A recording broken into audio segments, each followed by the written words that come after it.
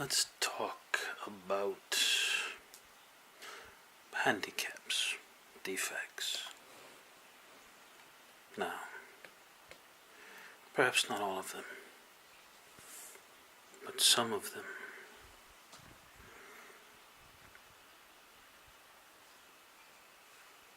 We interpret them as problems. We say it's something wrong. But I'm going to suggest to you that a surprising number of times, what you would see as a defect is actually an indication of hyperfunction rather than subfunction. That is, what appears to be a defect, a handicap, a disadvantage, actually makes someone more rather than less functional, or comes from being more rather than less functional. Now, you might say, why does this matter? But there's two reasons it will matter. One is that if you teach enough people, you will come across a lot of people with various disadvantages. We've all got something.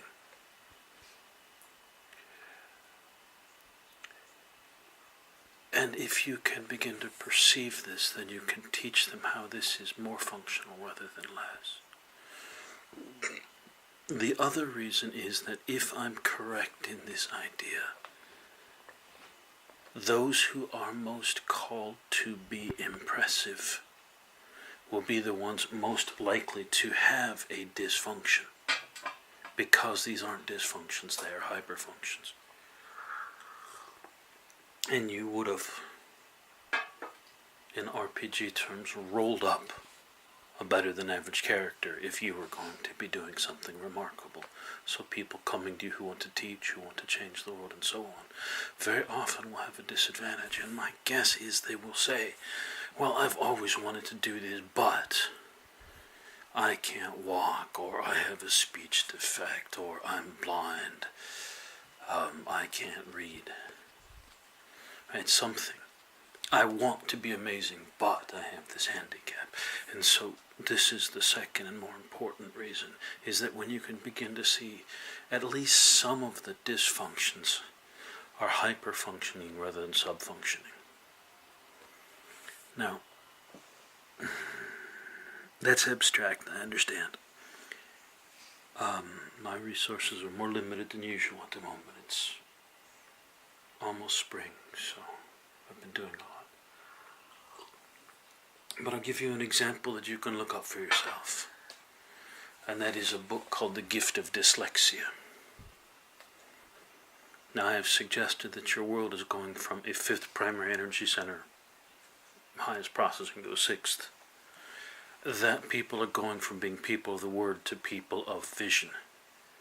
Which is why 100 years ago the most amazing thing you could have was a book. And now books are archaic technology and outdated. People want full color motion graphics and dynamic presentation of information and hyperlinking, because the basic processing of your world is changing from a fifth to a sixth level.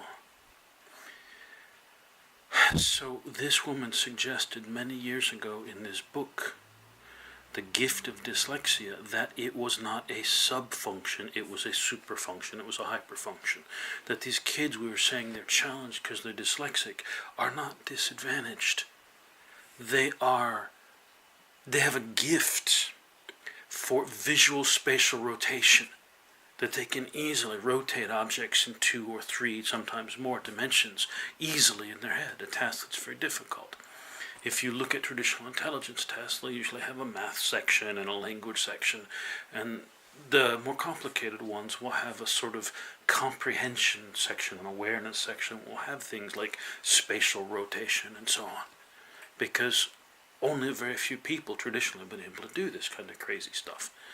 And that these kids with dyslexia do it without thinking about it. It's so instinctive that when they look at traditionally static things like letters, they're rotating them in 2, 3, 4 dimensions, and it makes it difficult to read. And your society has labeled that a dysfunction. Come back. Your society has labeled this a dysfunction because they're not as good at the fifth primary energy center level stuff. They're not as good at reading a book, but they are far better at the visual stuff, at the rotations, at art, at visual full motion graphic presentation of information and hyperlinking and so on. Right? But because they are so good, their untrained mind is trying to flip all sorts of stuff around, and that's causing them to have trouble with the basics like reading. We have considered these people for so long to be dyslexic. Well, I'd like to do more in my life, but I'm dyslexic. I have a hard time. I'm dyslexic. I get this. Letters never sit still for me. Numbers, they rotate all over the place. Right? But this is not a dysfunction. It's an indication of a hyperfunction.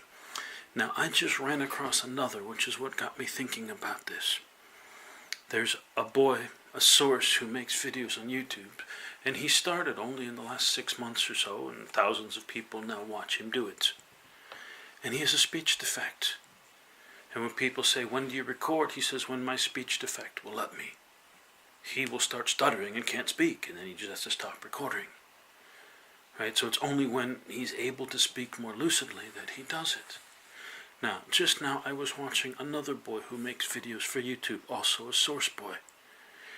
And he was tired, and so he was beginning to stutter. And he sort of made fun of himself, but he suggested that, this is a problem he has when he's tired.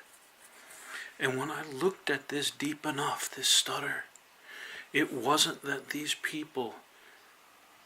See, the traditional idea with the stutter is they don't have something to say, or they're afraid to say, or they were traumatized in childhood, and, they're afraid to express. But when I look at what's underneath it, what I sense is that they have so much to say.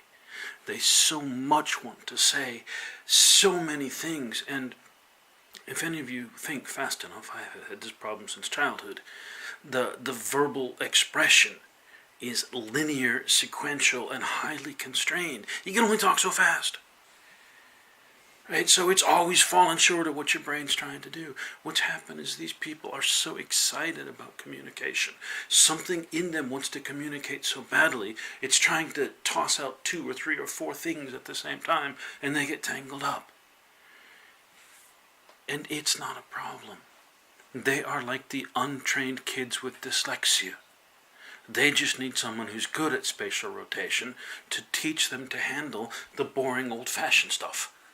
These kids with a speech defect just need someone to help them realize they're actually very gifted speakers. They're just going to have to work a bit harder to tame their gift. It's like you get some half-lame, half-blind, 30-year-old horse, and it barely plods along. Well, you're not going to fall off.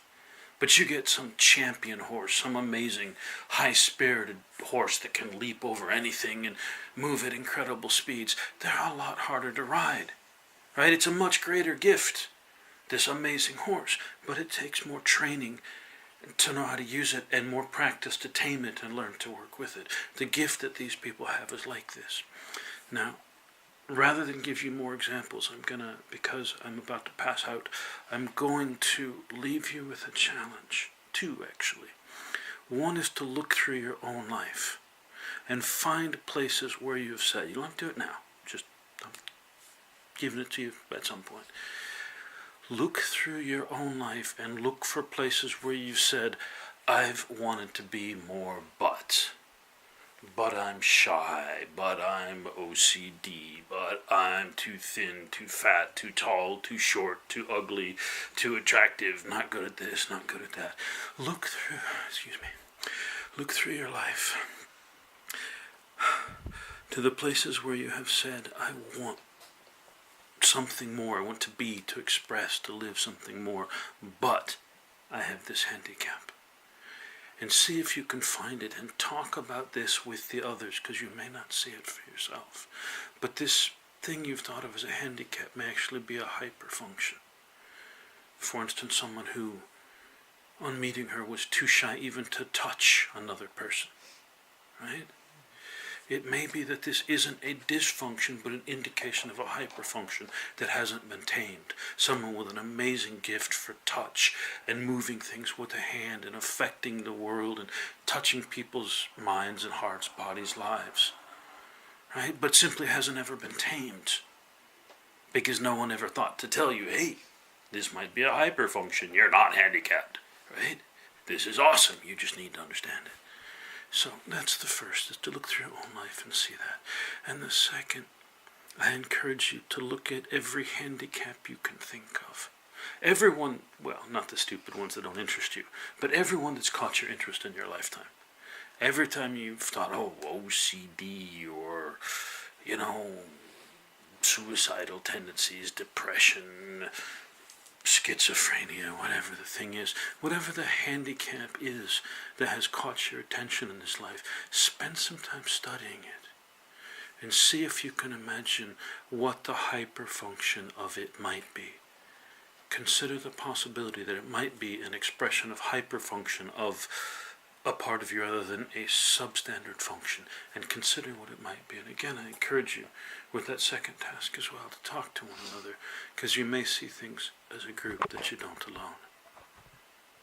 Now, this may seem like a really simple idea, but I have a feeling that every one of you who is called to do something major in this world has some major seeming handicap, some disadvantage, something you're really, really bad at.